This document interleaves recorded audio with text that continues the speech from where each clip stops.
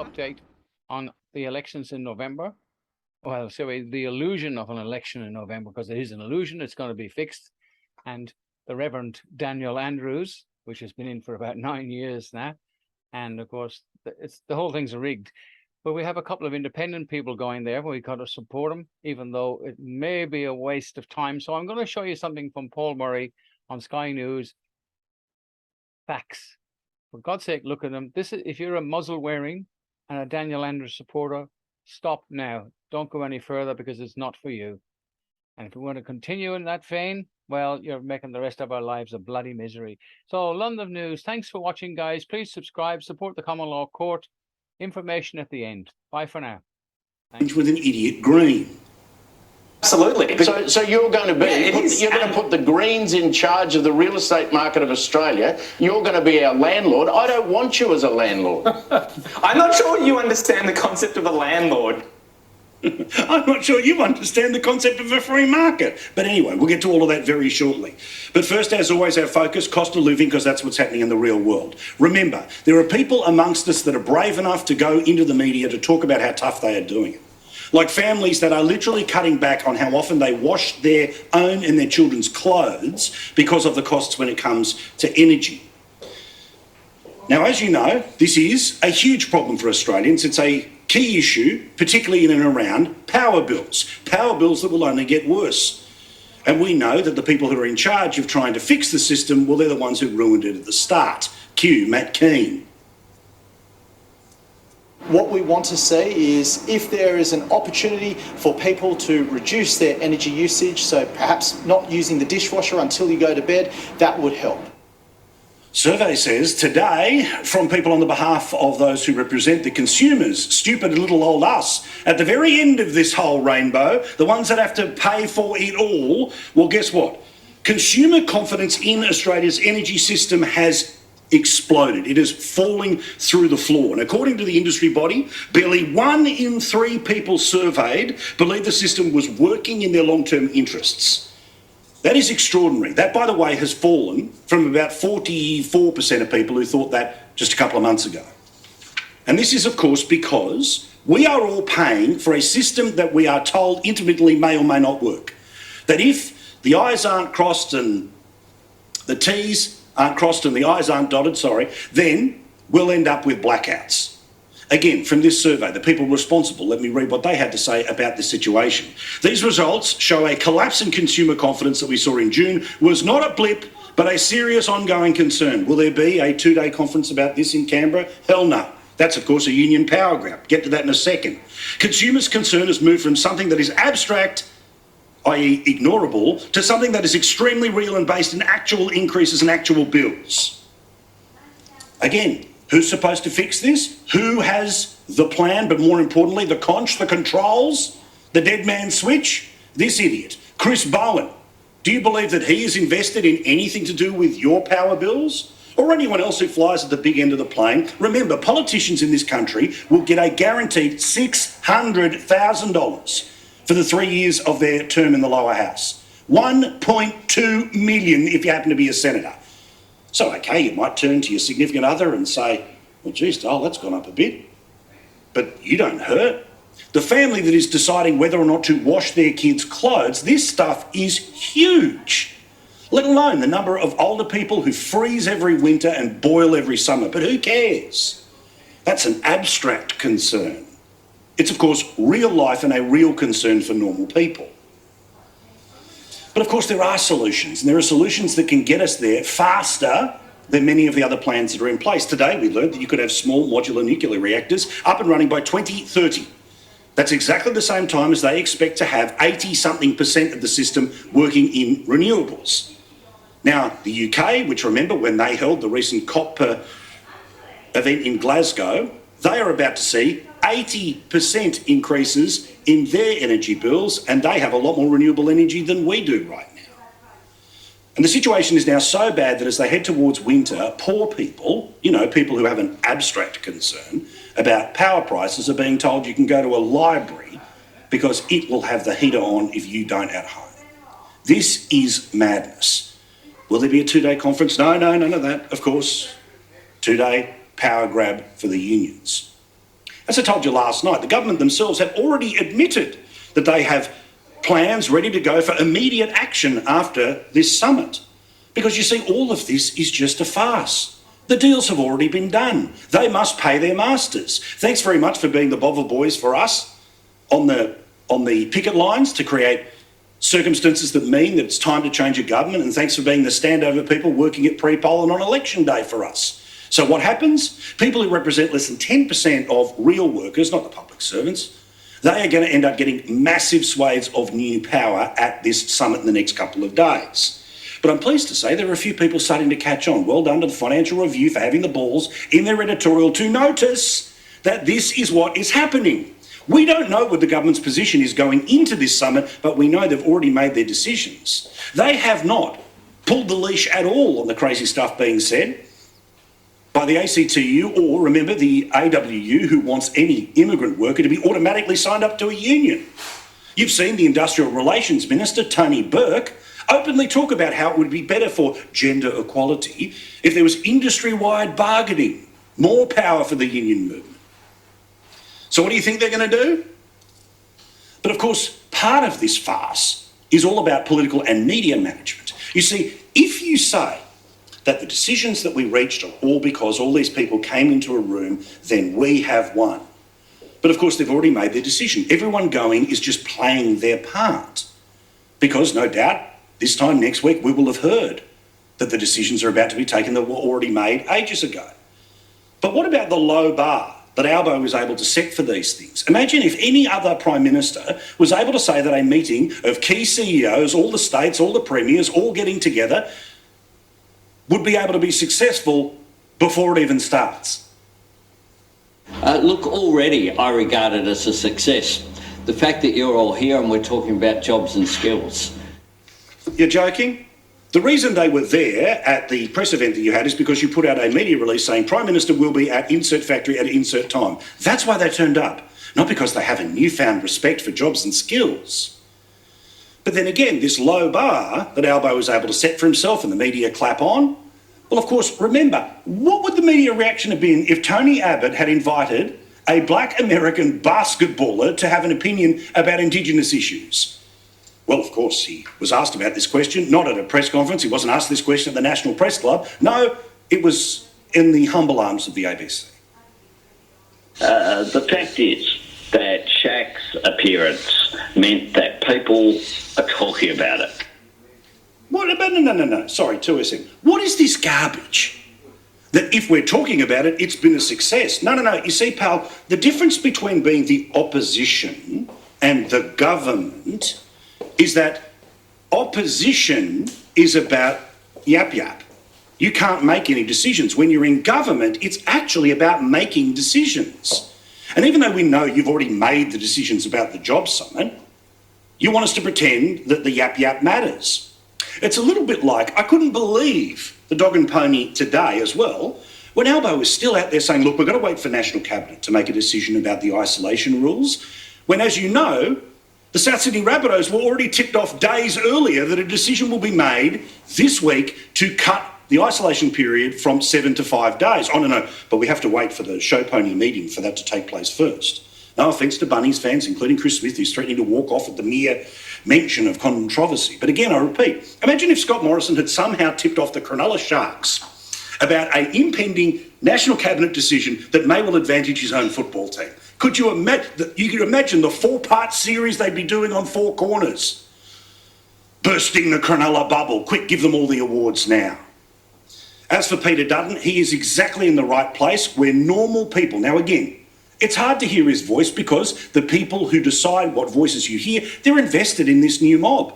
They love this new mob because this Prime Minister gives interviews to anyone who will ask, well, unless, of course, you'll ask a tough question. But then the expectation is that already he gets rave reviews. Channel 9 are already saying, look, first 100 days, great, let's see for the next 100. The Channel 9 newspapers are already saying that he's got a second term in the bag based off one poll. As for Peter Dutton, he is where we are, where you are. coming in with a slick advertising campaign is not going to be a substitute for answering legitimate questions that Australians, including Indigenous Australians, have in relation to The Voice. So I think it's, frankly, a time to stop the stunts and to start to answer the questions. At the height of lockdown crazy, there was one example, well, there were a million, but there was one particular example about Victoria Police overdoing it, trying to do the bidding of their political master, being the Premier of Victoria, and of course the health officials, including Brett Sutton, the same people who said that your kids weren't allowed to play in playgrounds. Well, as you remember, there was the footage of a lady called Zoe who lives in and around Ballarat. Her crime? She wrote something on Facebook. You're under arrest in relation to incitement.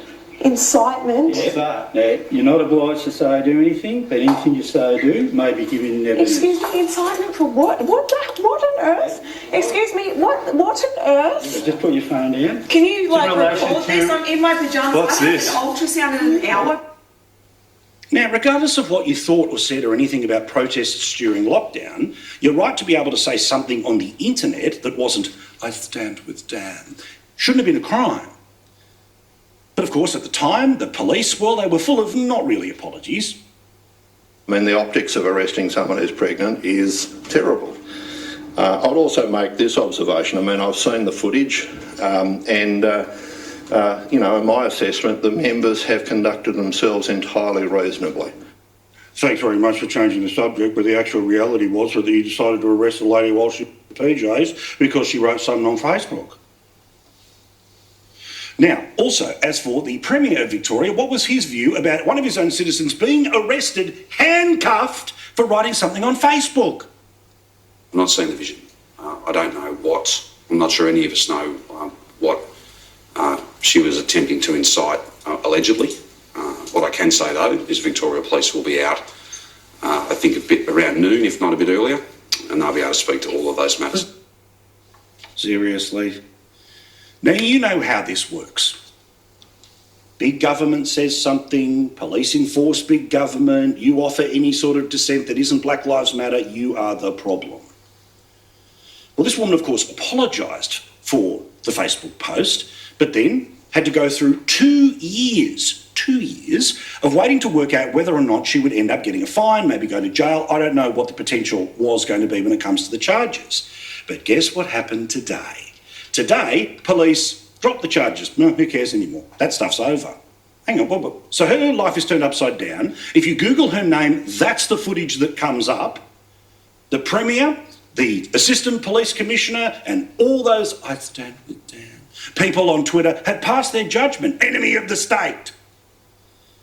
They didn't take it to trial. There was no explanation as to why they didn't take it to trial. No real explanation about why they just decided to drop the charges. But let's hear from Zoe, not in her pyjamas, not being arrested, but as a truly free woman in Victoria, asterisk around free. I really hope that, more of us, I hope I can be an inspiration that more of us should stand up for what is right and, in the end, justice will be served where it's needed. Sing it, sister, more, please. I definitely have no regrets. I'm glad I stood up for people's human rights and freedoms. Anything about Daniel Andrews? I guess my message for Dan Andrews would be that I hope one day you'll have your day in court. Just to be held accountable for his actions would be beautiful to see. Good on her. Now look, again, I was very clear that you shouldn't be protesting during COVID, but the idea that it was a crime to even talk about things the government didn't want you to on Facebook was a dark day. Yet for some reason, every poll tells us that this bloke will be handsomely rewarded by the people of Victoria. Thanks for keeping us safe. While Dissent was punished with 2-year legal battles that she had to raise money for. Now remember, for normal people, the legal process can completely wipe them out, even if you end up being completely cleared. A little footnote in one of the stories that I read today was that the costs of this case have not been awarded. Apparently that will be worked out between Zoe and the Victoria Police. Now, obviously, the Victoria Police should pay everything, but there was no force for that to happen today, no announcement that that was what was going to happen. How does this work? Who was put in danger by this? Grand total, 0. Now, you can agree or disagree with her worldview, you can agree or disagree with her view when it comes to protest, but slapping handcuffs on people for writing something the government doesn't want you to on Facebook is nuts. And if you want to reward those nutty people with another 4 years in power, then don't talk to me when you get the world's longest whatever next time.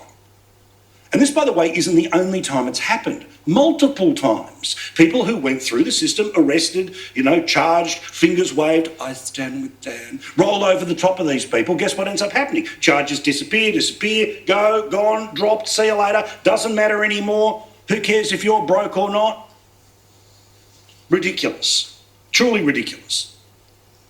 Now, on this program, I support the men and women of police around the country, but how can anyone not have seen that of the past couple of years, one of the deepest, darkest, scariest things that we taught every kid was that government is in charge, not you.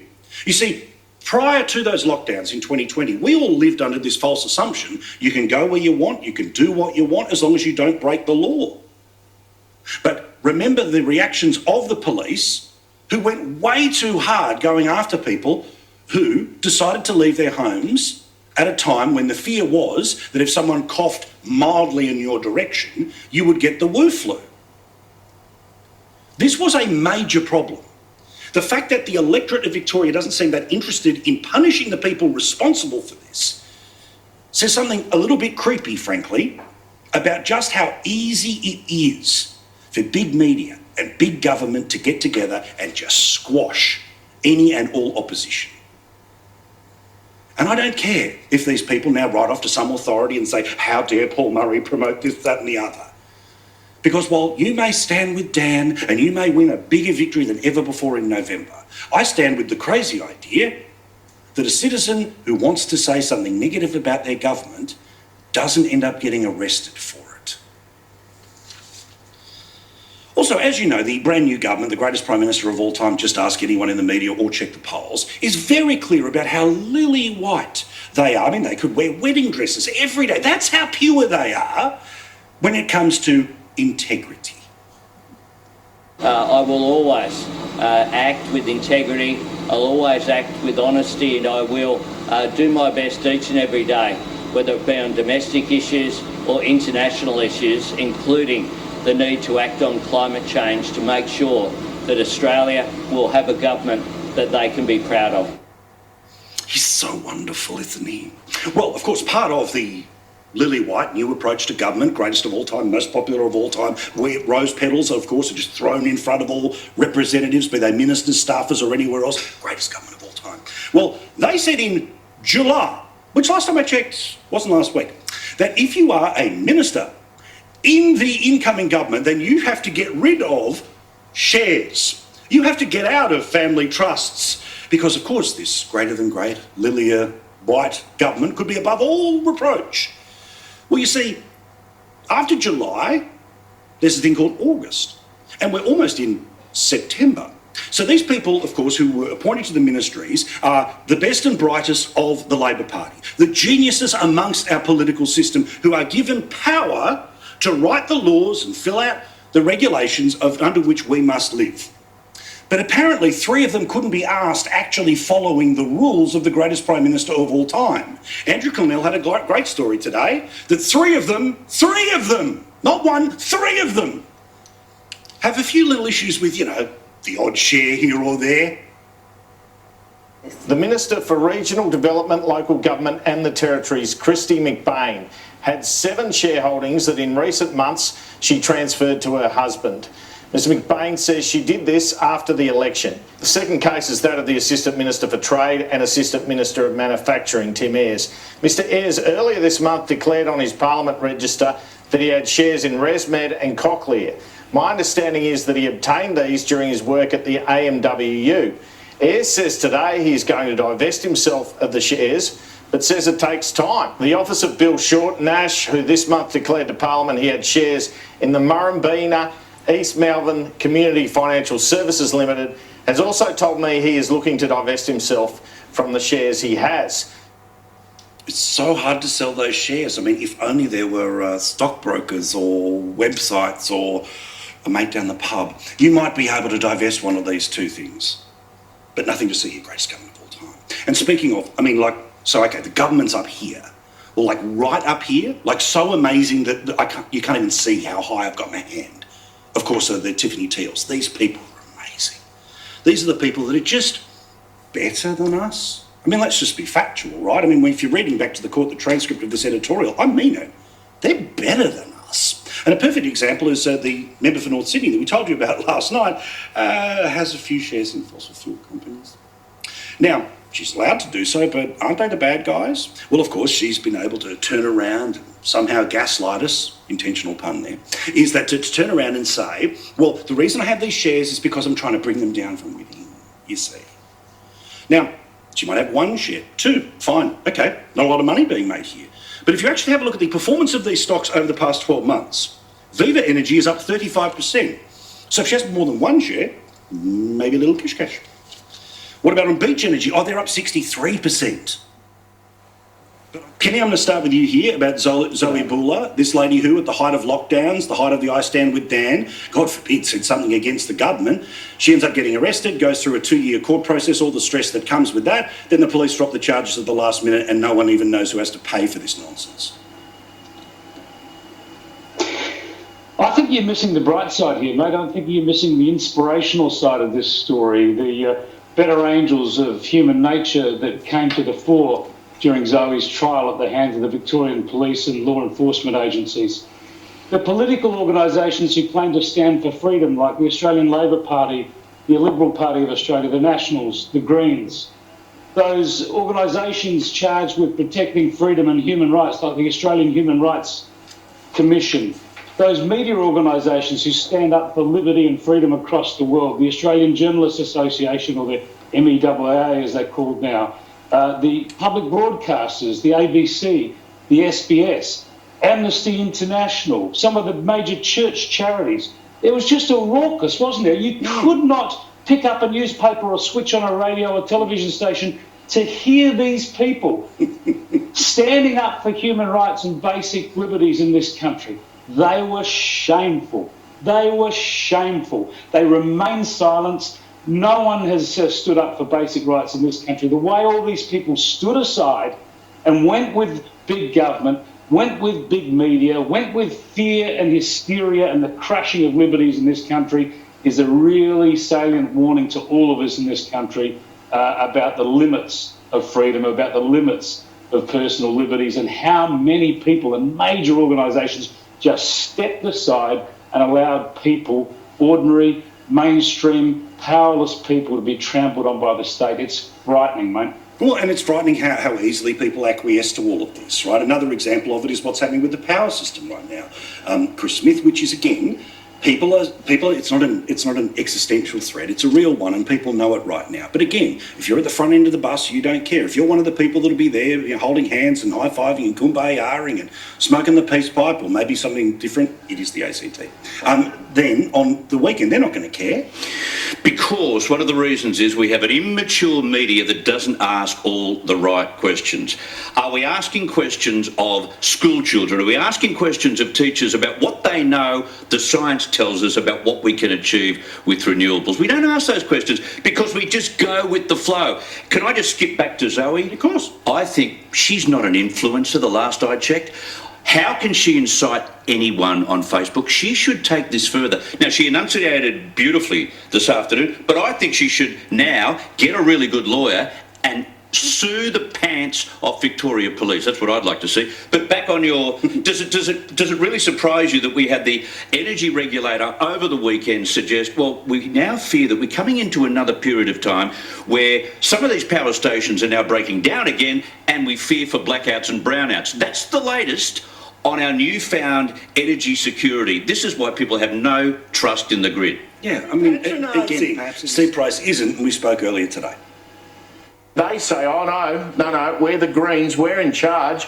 You can't put your rent up for 2 years, and then after that, you'll only be able to put it up by 2% every 24 months. I mean, this is either socialism, communism, or just plain madness all rolled into one dumb idea. But also, it speaks to a wider view about how the world should work. There was an Essential poll a couple of weeks ago that says, of course, there should be a cap on power prices. There should be a limit on the amount that can be sold, the price for something in a supermarket. There are increasingly millions of Australians who have no idea how private sector investment works, and that's frightening because these people are getting more and more power. And you know what, it makes it more frightening. I mean, we've read this storybook before, haven't we, Paul? You get a Labor government, it wins government by majority, but it then needs the help of the Greens to get anything through the Senate. Now, under the current numbers, they can actually get legislation through with some of the crossbenchers there, but it's much easier when they've got the Greens. So when Adam Bandt comes knocking on Anthony Albanese's door, the door gets thrown open. There's a little red carpet there for Adam Bandt, the member for Melbourne, to wander in with all his mad ideas. And so we're going to again see a Green Labor government, and somewhere along the line, Anthony Albanese and his cabinet, as well-meaning as they might be, are going to have to cave into some of these mad green policies. I mean, it seems to me at the moment, you've got the idea of freezing rents. They want to go around and tear down statues right around the country. They've also got this idea of decriminalising drugs. And then today, another Green senator from Queensland, she says, oh, look, we've got to stop all of these coal and gas projects, including a coal project in Narrabri, where I know you've been, where they employ 500 people in an underground coal mine, and they're suddenly going to magically find 500 jobs for those people in Narrabri somewhere else. Tell me where. Well, and this is what we talked about with Barnaby Joyce last night. So, I know they've got this bill that they're going to try and shove through the Victorian Parliament to ban coal-fired power plants. But there are mining jobs that the Greens want to get rid of, but they say, don't worry, we'll be able to replace it with, polishing solar panels. The problem is, the reason people do the mining job is because it costs, because they can earn 140 grand. What is the replacement job of value? They never talk about this stuff. Again, they call us climate deniers. They are transition deniers. Of course they are, and that same senator from Queensland was trying to quote the European experience back at people today. Well, how well's that going in Germany, where they decided to shut down their coal-fired power plants, threw all these people on the job scrap heap? They're now having to fire them back up again because they can't get any gas out of Russia. These people live in, soy latte la-la land. It does not exist, these jobs. They're not there. And so you go to the Hunter Valley, or you go to Gladstone in Queensland, or you go to any of the great mining communities of Australia, the people there are not dumb and stupid. They understand that those jobs don't exist. Yes, we have to transition. We've got plenty of wind, we've got plenty of sun. Use it as well. But we've got to. And, today, the UK, power prices in the UK are shooting up by 250%. Because they've gone down the green path too quickly. So we have to be sensible about this, and sadly the Greens are not part of the sensible solution. But also, ultimately, one of the reasons why these people champion parts of these views is because they have a guaranteed salary of $600,000 between now and the election. God forbid these senators $1.2 million, let alone the Teals, let alone most of the people in the media who, sure, they might be annoyed that things cost a little more, but they're the ones not making decisions about, there's a horrible story out of a family in Tasmania that don't wash their clothes because they don't have enough money for their energy bills. So it really is rich people screwing over poor people, and the poor people don't have a voice because if they fire up, they're called every sort of bad name under the sun.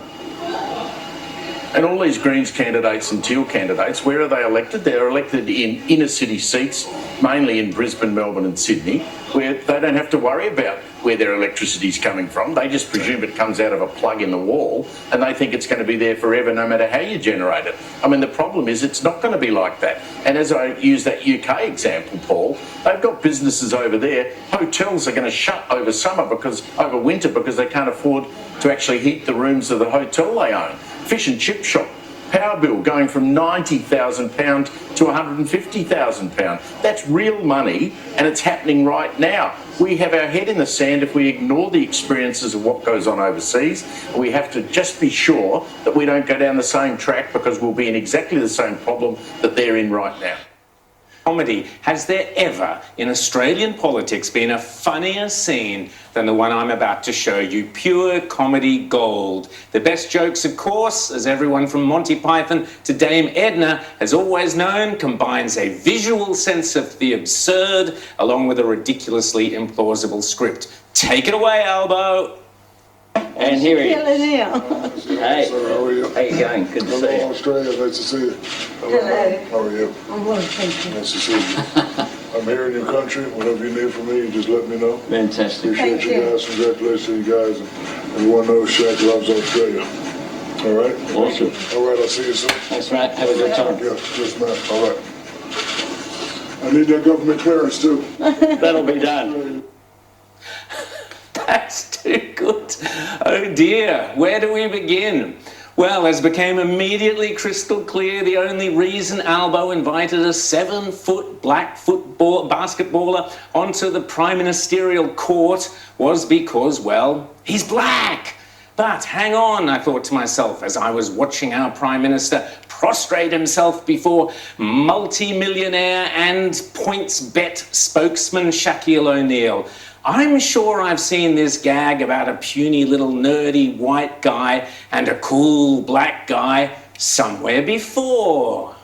Carvelis and Albo and his half-witted media team, who apparently thought that this was the greatest idea since sliced bread, aware of Shaq O'Neal's somewhat dubious record when it comes to the ultra-misogynistic lyrics in his rap songs. Yes, he's a rap artist as well, in which he performs on songs with lyrics such as "Taxiderm your bitch head."